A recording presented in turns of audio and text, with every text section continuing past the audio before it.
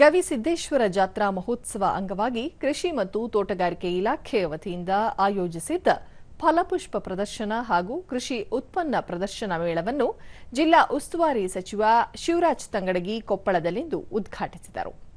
ಈ ವೇಳೆ ಜಿಲ್ಲಾಧಿಕಾರಿ ನಲಿನ್ ಅಥುಲ್, ಜಂಟಿ ಕೃಷಿ ಇಲಾಖೆ ನಿರ್ದೇಶಕ ರುದ್ರೇಶಪ್ಪ ಸೇರಿದಂತೆ ಮತ್ತಿತರರು ಉಪಸ್ಥಿತರಿದ್ದರು.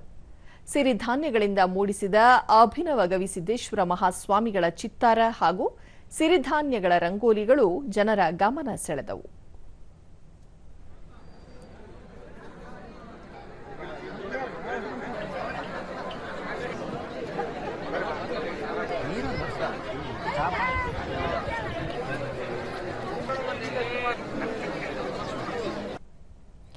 ದೂರದರ್ಶನದೊಂದಿಗೆ ಸಚಿವ ಶಿವರಾಜ್ ತಂಗಡಗಿ ರೈತರ ಉತ್ಪನ್ನಗಳನ್ನು ಪರಿಚಯಿಸುವ ಹಾಗೂ ಉತ್ಪನ್ನಗಳಿಗೆ ಸೂಕ್ತ ಮಾರುಕಟ್ಟೆ ಕಲ್ಪಿಸುವ ನಿಟ್ಟಿನಲ್ಲಿ ಮೇಳ ಆಯೋಜಿಸಲಾಗಿದೆ.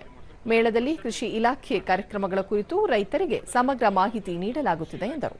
ಎಲ್ಲದಕ್ಕೂ ಸಮಗ್ರವಾದಂಥ ಮಾಹಿತಿ ಇಲ್ಲಿ ಬಂದರೆ ಕೃಷಿ ಇಲಾಖೆ ಮತ್ತು ತೋಟಗಾರಿಕೆ ಇಲಾಖೆ ಸಮಗ್ರವಾದಂಥ ಮಾಹಿತಿ ಮತ್ತು ನಮ್ಮ ಜಿಲ್ಲೆಯಲ್ಲಿ 7 ತಾಲೂಕುಗಳಿದಾವೆ, 5 ವಿಧಾನಸಭಾ ಕ್ಷೇತ್ರಗಳು, ಎಲ್ಲೆಲ್ಲಿ ಏನೇನು ಸಿಗ್ತೈತೆ ಅನ್ನೋದನ್ನು ಮಾಹಿತಿ. ಕೃಷಿ ಇಲಾಖೆ ನಿರ್ದೇಶಕ ರುದ್ರೇಶಪ್ಪ ಮೇಳದಲ್ಲಿ ಕೃಷಿ ಉತ್ಪನ್ನಗಳು ಸೇರಿದಂತೆ ಸ್ವಸಹಾಯ ಸಂಘಗಳು ತಯಾರಿಸಿದ್ದ ಉತ್ಪನ್ನಗಳಿಗೆ ಸಹ ಅವಕಾಶ ಕಲ್ಪಿಸಲಾಗಿದ್ದು, ಸಾರ್ವಜನಿಕರಿಗೆ ಸಿರಿಧಾನ್ಯಗಳ ಮಹತ್ವ ಕುರಿತು ಜಾಗೃತಿ ಮೂಡಿಸಲಾಗುತ್ತಿದೆ ಎಂದರು. ಊಟ ಮಾಡೋದ್ರಿಂದ ನಮ್ಮ ಆರೋಗ್ಯದ ಸಮಸ್ಯೆ ಇರಬಹುದು ಅಥವಾ ಬೇರೆ ಬೇರೆ ಸಮಸ್ಯೆಗಳು ನಾವು ಹೋಗಲಾಡಿಸಕ್ಕೆ ಅನುಕೂಲ ಆಗ್ತದೆ. ಅಂದ್ರೆ ನಮ್ಮ ರೈತ ಬಾಂಧವರಿಗೆ ಅದನ್ನ ಬೆಳೆದು ಅದನ್ನ ಬೇರೆ ಬೇರೆ ಪ್ರೊಸೆಸಿಂಗ್ ಮಾಡಿ ಮತ್ತೆ ನಮ್ಮ ಪ್ಯಾಕಿಂಗ್ ಮಾಡಿ ಬ್ರ್ಯಾಂಡಿಂಗ್ ಮಾಡಿ ಮಾರಲಿಕ್ಕೆ ಸಹ ಅನುಕೂಲ ಆಗ್ತದೆ. ಶಿಕ್ಷಕ ಮಲ್ಲಿಕಾರ್ಜುನ, ಕಲಾತ್ಮಕವಾಗಿ ಫಲಪುಷ್ಪಗಳ ಪ್ರದರ್ಶನ ಆಯೋಜಿಸಲಾಗಿದೆ.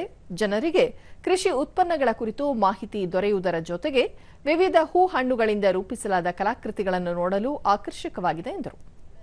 ಕಲಾಕಾರರಾಗಿ ಬಹಳ ಚೆನ್ನಾಗಿ ಕೆತ್ತನೆ ಮಾಡ್ತಾರೆ. ಕಲ್ಲಂಗಡಿ ಹಣ್ಣಲ್ಲಿ ಇಲ್ಲಿ ಕೆಲವು ಮೂರ್ತಿಗಳನ್ನು ಕೆತ್ತಾರ, ಕೆಲವು ಹೂವಿನಲ್ಲಿ ಆಕೃತಿ ಮಾಡ್ಯಾರ.